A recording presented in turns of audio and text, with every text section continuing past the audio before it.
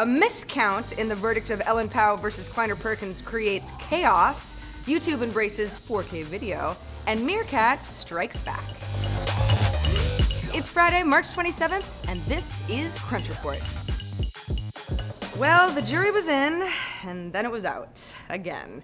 In a completely insane turn of events in San Francisco Superior Court today, Ellen Pao lost her discrimination case against former employer venture firm Kleiner, Perkins, Caulfield, and Byers, but while the official reading of the verdict was no on all 4 claims that Pao had leveled against Kleiner Perkins, the judge checked each of the jurors' rulings, 6 men and 6 women, and found that the 4th claim on whether Pao's firing was an act of retaliation had only an 8-4 ruling, and that's not good enough because each claim had to reach a consensus of 9 jurors, so the verdict was revoked, and the jurors got sent back into deliberation.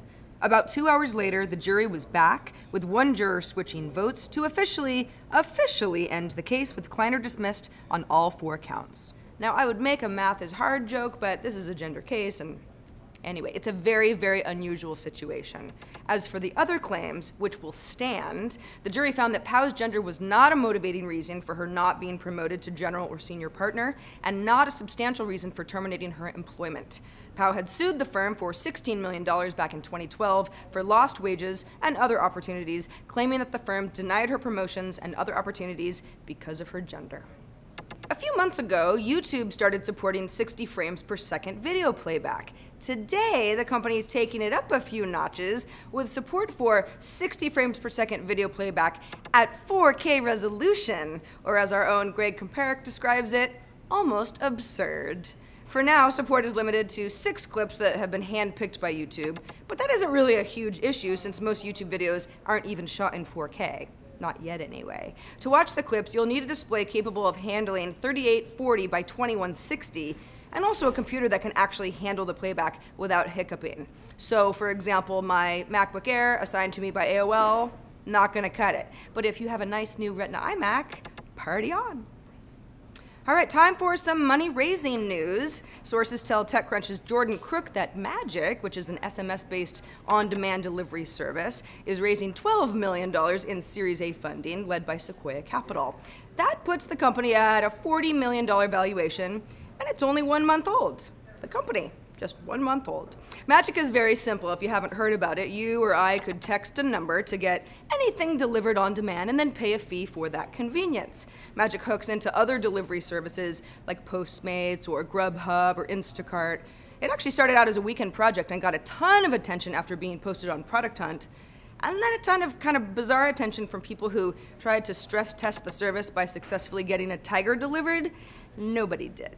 But in the first 48 hours of the service going live, Magic co-founder Mike Chen said that the service processed 17,000 text messages.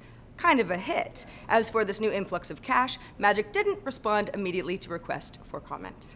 But we talked about it anyway.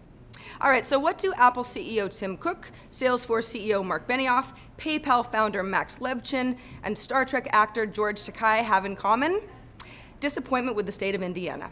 So here's what's happening. Indiana Governor Mike Pence has signed into law a bill that allows private businesses to discriminate against gay and lesbian consumers through something called the Restoration of Religious Freedom Act, which makes it legal for businesses and corporations to cite religious beliefs as a defense if they're sued for discrimination.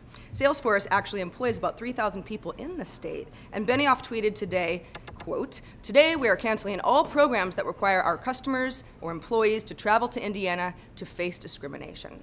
Levchin, Takei, and Yelp CEO Jeremy Stoppelman publicly voiced similar opinions about the new law, as did CEO Tim Cook, who tweeted earlier today, "Apple is open for everyone. We are deeply disappointed in Indiana's new law and calling on Arkansas governor to veto the similar HB 1228.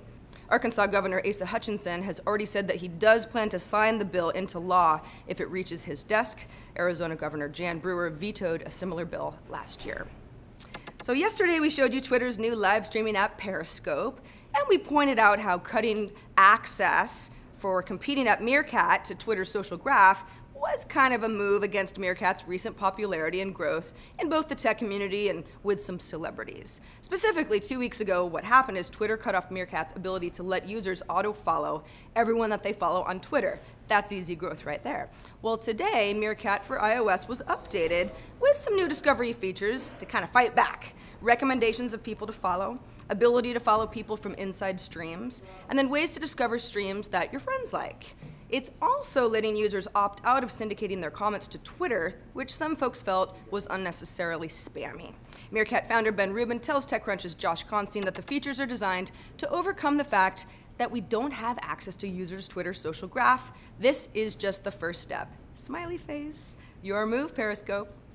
And that's the report for today. I am Sarah Lane. Crunch Report airs Monday through Friday at 7 p.m. Eastern, 4 p.m. Pacific, right here on TechCrunch.com, and we'll see you Monday.